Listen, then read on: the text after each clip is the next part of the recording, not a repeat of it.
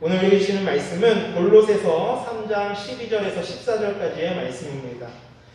신약성경 326쪽입니다. 골로새서 3장 12절에서 14절 말씀인데요. 한 목소리로 합독하도록 하겠습니다. 시작! 그러므로 너희는 하나님이 택하사 거룩하고 사랑받는 자처럼 긍휼과 자비와 겸손과 온유와 오래 참음을 못 잊고 누가 누구에게 불만이 있거든 서로 용납하여 피차 용서하되 주께서 너희를 용서하신 것 같이 너희도 그리하고 이 모든 것 위에 사랑을 더하라. 이는 온전하게 매는 띠니라. 아멘. 오늘 이렇게 말씀을 전할 수 있도록 해주신 하나님과 담임 목사님께 감사를 드립니다. 오늘 저는 골로새서 3장 12절에서 14절까지의 말씀을 통해서 입으라, 품으라, 더하라 라고 하는 제목으로 함께 말씀을 나누고자 합니다.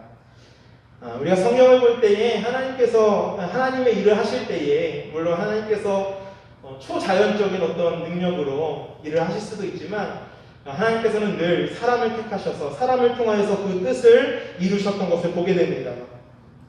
그래서 하나님께서 처음에 택하셨던 택함을 받은 민족이 바로 이 이스라엘 민족이죠. 아브라함의 자손 이스라엘이었고 또 그들은 하나님의 백성으로서 그들이 하나님의 영광을 드러내는 사람들로서 살아가게끔 하나님께서 그렇게 사용하셨던 것을 보게 됩니다. 그래서 우리가 출애굽기 19장 5절에서 6절 말씀을 보면 이렇게 말씀합니다. 우리 한번 함께 읽어볼까요? 시작! 세계가 다 내게 속하였나니 너희가 내 말을 잘 듣고 내 언약을 지키면 너희는 모든 민족 중에서 내 소유가 되겠고 너희가 내게 대하여 제사장 나라가 되며 거룩한 백성이 되리라. 너는 이 말을 이스라엘 자손에게 전할지니라. 아멘. 여기서 무엇이라고 하십니까? 너희가 내 말을 잘 듣고 내 언약을 지키면 나는 너희 하나님이 되고 그 이스라엘 백성들을 세계 가운데 제사장 나라가 되게 하겠다라고 말씀하시는 겁니다. 그래서 하나님께서 이 이스라엘 백성들을 택하셨는데 이스라엘 백성들이 하나님의 말씀을 잘 듣지 않았어요. 그들이 언약을 지키지 않았습니다. 하나님을 떠나고 우상을 숭배하고 심지어 메시아 예수님까지 십자가에 못 박아 죽이게 하는 그 일을 하는 것이죠. 이제 오늘 말씀에서 사도 바울은 골로새에 있는 교인들에게 당신들도 하나님께서 택하신 사람들이다 라고 그렇게 말합니다. 이제 이스라엘 백성들뿐만이 아니라 이방인인 골로새 교회 교인들도 예수 그리스도를 통하여서 하나님께 선택받은 하나님의 백성이 된 것입니다. 예전에는 하나님의 선택받은 백성이 오로지 이스라엘 민족, 히브리 백성들, 유다 민족들만이 하나님의 그 선택을 받은 백성들이었다라고 한다면 이제는 예수 그리스도를 주로 믿고 영접하는 모든 사람들이 그들의 출신과 민족에 상관없이 하나님께 선택받은 백성이라고 하는 사실입니다. 이 자리에 계신 여러분들도 우리가 하나님의 선택받은 백성이라고 하는 사실을 기억하실 수 있기를 소망합니다. 그래서 이제는 우리가 하나님께서 우리를 선택하셨다라는 것을 깨닫게 될 때에 우리의 삶에 커다란 변화가 나타나게 됩니다. 우리가 하나님의 택하심을 알지 못할 때에는 내 자신이 모든 선택의 주체가 됩니다. 하나님을 믿게 된 것도 내 자신이 하나님을 믿기로 선택했고 교회에 나온 것도 이 내가 원하는 교회를 내가 선택했다라고 생각합니다. 이러한 생각을 가지고 신앙생활하는 사람들에게 있어서 하나님은 그저 자신이 원하는 것을 들어주는 도구에 지나지 않습니다. 자기 자신이 목표하고 자신이 그 목적을 정하고 하나님은 그것을 이루어 주셔야 하는 분으로 그렇게 생각하기 쉽다라는 것입니다. 그런데 사도 바울은 오늘 정반대로 말하고 있다는 거예요. 하나님께서 우리를 선택하셨다라는 것입니다. 선택의 주체가 내가 아니라 바로 하나님께 있는 것이에요. 그래서 선택받은 성도는 그 선택하신 하나님의 목적에 따라서 살아야 되는 것입니다. 하나님의 택하심을 믿는 저와 여러분은 내 뜻대로 사는 것이 아니라 하나님께서 부르신 그 사명을 따라서 살아가야 할 줄로 믿으시기를 바랍니다. 그렇다면 우리가 하나님께 부르심을 받고 선택받은 백성의 삶은 어떠해야 하는가? 우리가 오늘 함께 읽은 이 골로새서 3장 12절에서 14절 말씀을 통해서 사도 바울이 우리에게 알려주고 있습니다. 먼저 첫 번째로 바울은 긍휼과 자비, 겸손과 온유, 또 오래 참음의 옷을 입어야 한다라고 이야기합니다. 이것들은 바로 예수 그리스도의 성품들입니다. 바울은 부르심을 받은 자로서 합당하게 이 예수 그리스도의 성품과 삶을 옷 입으라라고 그렇게 말하고 있습니다. 우리가 예수 그리스도의 성품과 예수 그리스도의 그 삶을 옷 입기 위해서 우리에게 가장 먼저 필요한 것이 무엇일까요? 궁금하시지 않으십니까? 제가 고등학생 때요, 요즘도 아마 그렇게 체육 시간에 체육복으로 갈아입게 될 텐데 다 학교 다니실 때 그렇게 체육 시간에 체육복 갈아입으시죠? 저희 고등학교 때 항상 이 겨울이나 이렇게 추울 때는 또 옷을 벗고 얇은 체육복을 입는 게 좀 꺼려지기 때문에 꼭 그 교복 위에다 그냥 체육복을 이렇게 덧입는 친구들이 있었어요. 그러면 어떻습니까? 어떤 이 교복을 입지 않고 그냥 이 체육복을 입으면 티가 나요. 옷 맵시도 잘 나지 않고 투박하고 움직임도 둔해 보입니다. 우리 선생님, 체육 선생님 항상 무섭잖아요. 저도 이 남자 고등학교를 나왔는데 체육 선생님이 정말 무서운 선생님이었어요. 선생님한테 걸리면 아주 저희 때는 체벌이 있었거든요. 매로 아주 두들겨 맞았어요. 그런데도 또 그렇게 맞아도 또 그렇게 했던 아이들은 또 그렇게 해요. 그 귀찮으니까 그냥 교복 위에다가 체육복을 입는 거예요. 그런데 여러분 누구든지 이 새로운 옷을 입기 위해서는 어때요? 옷을 벗어야 되는 겁니다. 먼저 그 안에 우리가 교복을 입고 체육복 갈아입으려면 교복을 먼저 벗어야 되는 것처럼 이 예수 그리스도의 그 성품과 예수 그리스도의 그 삶을 우리가 옷 입기 위해서는 우리가 그전에 입고 있었던 옛사람의 옷을 벗어버려야 한다는 거예요. 그런데 예수를 믿는다고 하는 사람들 중에도 어떻습니까? 그 과거의 옷을 벗지 않고 그 위에 예수 그리스도를 덧입으려고 하는 모습들이 우리들에게 있다는 거예요. 그래서 사도 바울은 이렇게 이야기합니다. 골로새서 3장 9절 말씀에 너희가 서로 거짓말을 하지 말라. 옛사람과 그 행위를 벗어버리고 라고 이야기하고 있어요. 예수 그리스도로 믿기 위해서는 예수님을 믿기 전에 가지고 있었던 옛사람의 모습을 우리가 먼저 벗어버려야 한다는 것입니다. 그 옛사람을 벗어버리지 못하니까 우리가 아무리 예수 그리스도의 성품을 우리 위에 옷을 입으려고 해도 그것이 도리어 거추장스럽고 불편하고 어색하게 되는 거예요. 제대로 옷 맵시가 나지가 않는 것입니다. 그래서 8절에 보면 그 벗어야 할 옛사람의 모습에 대해서 이렇게 말씀하고 있어요. 이제는 너희가 이 모든 것을 벗어버리라. 곧 분함과 노여움과 악의와 비방과 너희 입에 부끄러운 말이라. 이런 것들을 우리가 벗어버리라라고 이야기합니다. 예수님을 믿기 전에는 다른 사람들에 대해서 분노하고 악의를 가지고 비방하는 모습에 사로잡혀 살아갈 수도 있을 것입니다. 그런데 이제는 우리가 하나님의 택함받은 사람으로서 살아갈 때에 더 이상 이제 그런 옛사람의 모습을 입고 있어서는 안 된다는 거예요. 분노에 사로잡혀서 살아가는 것이 아니라 인내와 온유함으로 행할 수 있기를 하나님은 원하고 계십니다. 예수님을 믿기 전에는 악한 마음으로 다른 이들을 비방하며 살았을지는 모르지만 이제는 내가 더 나을 것이 없다라는 것을 깨닫는 그런 겸손으로서, 그리고 이제는 같은 상황 가운데서도 긍휼의 마음을 가지고 자비를 행하기를 하나님께서는 원하시는 것입니다. 여러분, 옷이라고 하는 것은요, 우리들의 신분을, 그 사람의 신분을 나타내 줍니다. 경찰관은요, 경찰의 유니폼을 입어요. 소방관들도 이 소방관 옷이 있습니다. 이 법정에 가면 판사들도 이 가운을 입죠. 의사들도요, 의사 가운이 있습니다. 우리가 입고 있는 옷은 그 사람이 어떤 사람인가를 드러내주고 나타내준다는 거예요. 그런데 우리가 혹시 아직도 옛사람의 모습을 그대로 가지고 그 옛사람의 옷을 그대로 입은 채로 그 위에 예수 그리스도라고 하는 새로운 옷을 덧입으려고 하지는 않습니까? 이 신앙인들이 세상 사람들로부터 질타를 받는 게 그런 것 아니겠어요? 어떨 때는 정말 거룩한 성도인 것처럼 그렇게 행동하다가도 불쑥불쑥 옛사람의 모습이 막 아무렇지도 않게 튀어나오게 되고, 그런 모습을 볼 때 사람들은 더 혀를 차고 더 교회를 향하여 손가락질하게 되겠죠. 이제 우리가 하나님의 백성으로서의 그 신분을 자각하고 변화된 성도의 성숙한 삶을 향하여 나아가야 할 줄로 믿습니다.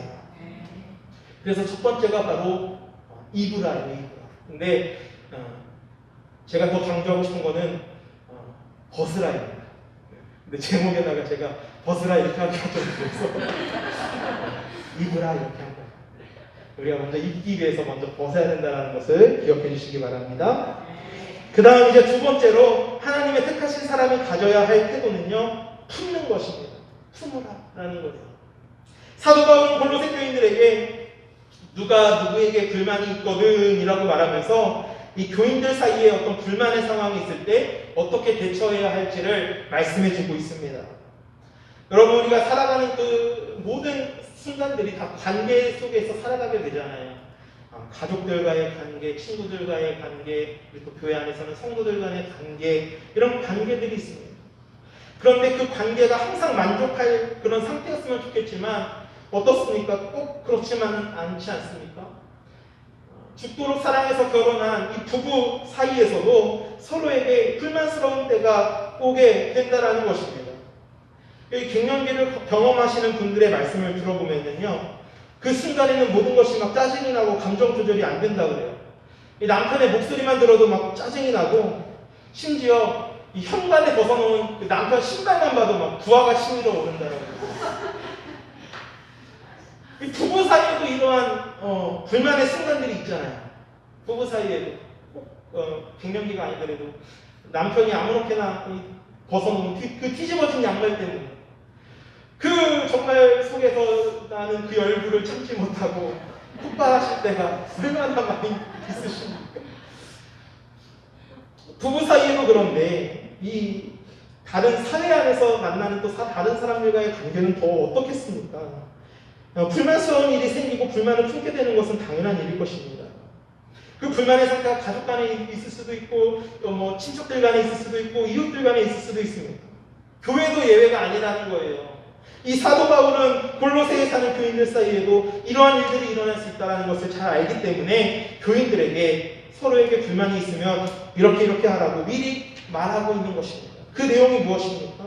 사도 바울은 명확하게 이야기하고 있어요.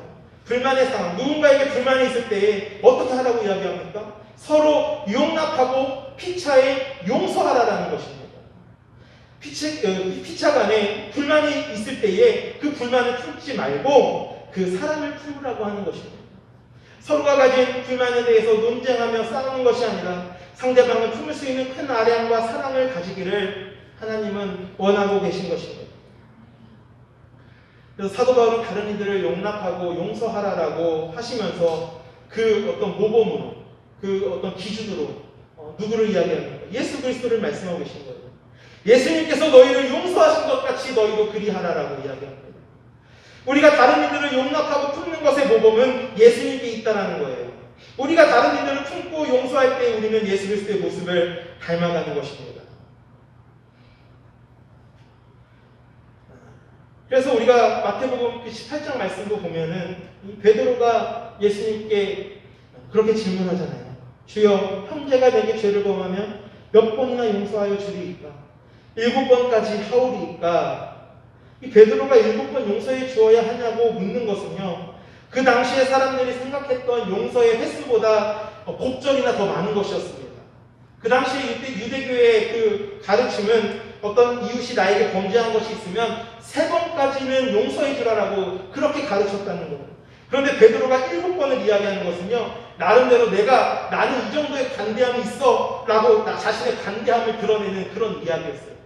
7번까지 하오리까? 라고 하는 말에 이 정도면 예수님께서 나를 좀 칭찬해 주시겠지, 이런 마음이 있었던 거죠.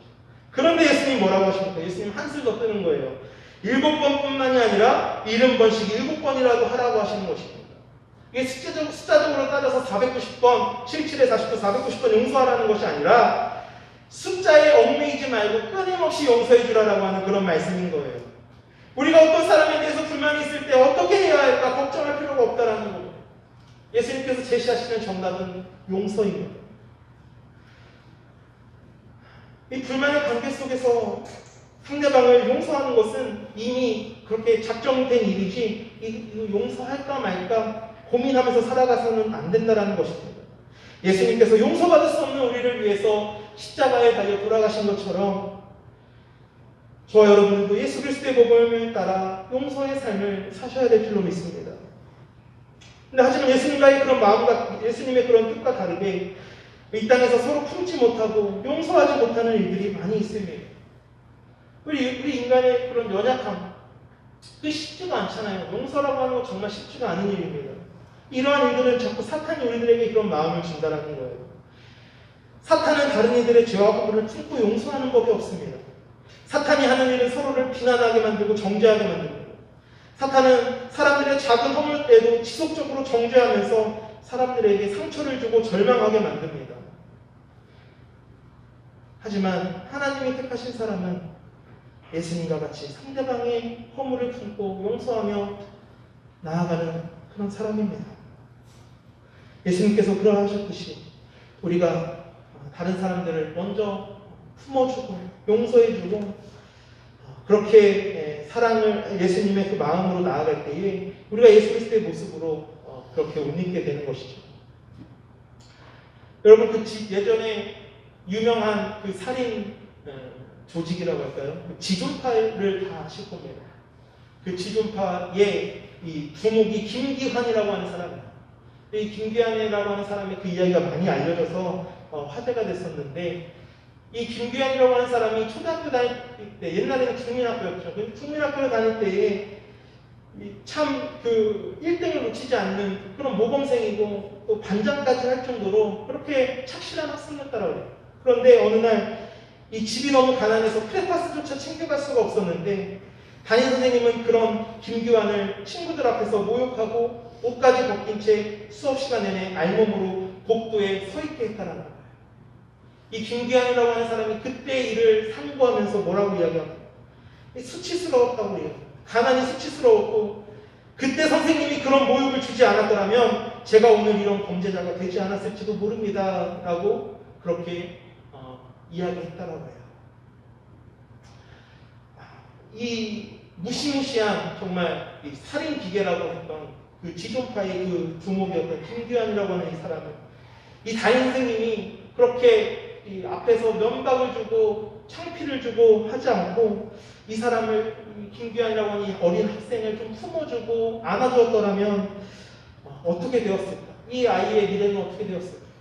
아마 그런 끔찍한 일을 저지르는 그런 것은 최소한 아니었겠죠. 우리가 하나님의 택함을 받은 사람으로서 행해야 되는 태도는 바로 이러한 다른 사람의 허물과 부족함을 우리가 더욱더 품으며 용서하며 나아가는 것입니다. 로마서 12장 19절 말씀은 이렇게 말씀합니다. 내 사랑하는 자들아 너희가 친히 원수를 갚지 말고 하나님의 진노하심에 맡기라. 기록되었으되 원수 갚는 것이 내게 있으니 내가 갚으리라고 주께서 말씀하십니다. 우리가 다른 사람들에게 불만이 생겼을 때 우리가 그것을 갚고 또 원수를 갚고 내가 받은 그런 피해에 대해서 갚아 나가는 것은 하나님의 몫이라는 거예요. 우리가 해야 될 일은 그저 용서하고 품어주는 일일 뿐입니다. 누가 누군가에게 불만이 있을 때에 우리가 우리를 용서하신 예수 그리스도를 닮아 그 사람을 품으며 용서하시기 바랍니다. 옳고 그름의 판단도 그리고 그 일을 처리하시는 것도 하나님의 몫으로 남겨두시는 그런 지혜로운 믿음의 성도들이 되시기를 축복합니다. 마지막으로 하나님의 택함받은 사람으로서 해야 할 일은요, 이 모든 일에 사랑을 더하는 것입니다. 예수님을 믿게 될 때 지켜야 되는 수많은 어떤 신앙의 덕목들이 있죠. 사도 바울이 말한 것과 같이 긍휼과 자비와 겸손과 온유와 오래 참음, 또 용납과 용서, 이런 덕목들이 있습니다. 그런데요, 이런 것들을 우리가 의무적으로 한다고 하면 그것은 율법이 되게 되는 겁니다. 우리가 마음이 없는 위선적인 행위가 되고 그 안에는 기쁨이 없게 되는 거예요. 그런데 이 모든 것 위에 사랑을 더하면 달라집니다. 모든 일들을 할 때 사랑을 더하라라고 하는 말은요, 그 모든 일들을 행할 때에 동기가 사랑이 되어야 한다는 것을 말하고 있습니다. 하나님을 사랑하고 이웃을 사랑함으로써 하나님과 이웃을 섬길 수 있다고 한다면 그것처럼 기쁘고 감사한 일이 없는 것이죠. 사도 바울이 말한 대로 그리스도인들이 입을 새 옷들인 긍휼과 자비와 겸손과 온유와 오래 참음, 용서, 이 모든 것들은 다 사랑과 깊이 관련된 덕목들입니다. 이 모든 것을 다 합쳐서 한마디로 말하라고 한다면 바로 사랑이라고 할 수 있겠죠. 이 모든 것 위에 사랑을 더하라라고 하는 말은 사랑이 그 덕목들과 나란히 오는 또 하나의 덕목이라고 말하는 것이라기보다는 그 모든 것은 진정 사랑으로부터 나올 수 있는 것들이고 사랑의 동기에서 이루어질 때 진정 가치 있는 덕목이 될 수 있다라고 하는 뜻으로 한 말입니다. 그래서 사도 바울은 이 사랑을 말하면서 그것을 온전하게 매는 띠라고 그렇게 이야기합니다. 우리가 옷을 입을 때 속옷에서부터 겉옷에 이르기까지 이 옷을 입을 때에 마지막으로 띠를 띠므로써 그 옷차림 전체가 완성이 되는 것이죠. 이 속이건 거치건 아무리 비싸고 좋은 옷을 거쳐도 띠를 매지 않으면 몸을 움직일 때마다 옷들이 제자리에 있지 않게 되는 거예요. 셔츠가 밖으로 나오기도 하고 블라우스가 밖으로 삐져나오기도 하고 바지가 줄줄줄 흘러내려서요. 옷매무새가 엉망이 되어버리는 것이죠. 마찬가지로 이 사랑이라고 하는 것은 그 모든 우리가 가져야 할 그 모든 덕목들을 정말 완성하는 그런 완성의 모습입니다. 예수님께서 행하신 그 모든 일들도 사랑을 그 동기에 두고 사랑을 기반으로 한 것이었습니다. 때로 제자들을 꾸짖으셨던 것도 또 십자가에 달려 죽으신 것도 의무나 강제가 아니라 사랑의 마음으로 그 일들을 감당하셨던 것입니다. 사랑은 그리스도인의 가치체계 속에서 모든 것 위에 있으며 우리가 모든 생각과 판단과 행동을 할 때에 반드시 그 삶에 더해져야 하는 것입니다. 다른 것이 앞서고 그 후에 사랑이 추가될 것이 아니라 처음부터 우리가 사랑이 우리의 모든 생각과 판단과 행동과 삶의 동기요, 근거요, 출발이 되어야 하는 것입니다. 말씀을 정리하고자 합니다. 저와 여러분들이 예수님을 믿는 것은요, 내가 예수님을 택한 것이 아니라 하나님께서 나를 택하셨기 때문입니다. 이제 우리는 하나님께 택함받은 사람들로서 하나님의 뜻을 따라 살아가는 그런 백성들이 되어야 된다는 것입니다.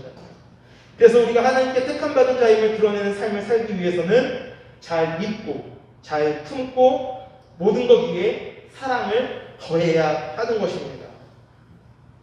간절히 원하기는요, 우리가 하나님의 택함받은 자들로서 우리가 하나님께서 정말 원하시는 대로 잘 믿고 잘 품고 사랑을 더함으로써 우리의 삶이 정말 예수 그리스도의 모습을 닮아가고 우리를 통하여 예수 그리스도가 증거되는 그런 예수의 삶을 살아가실 수 있기를 주님의 이름으로 간절히 축원합니다.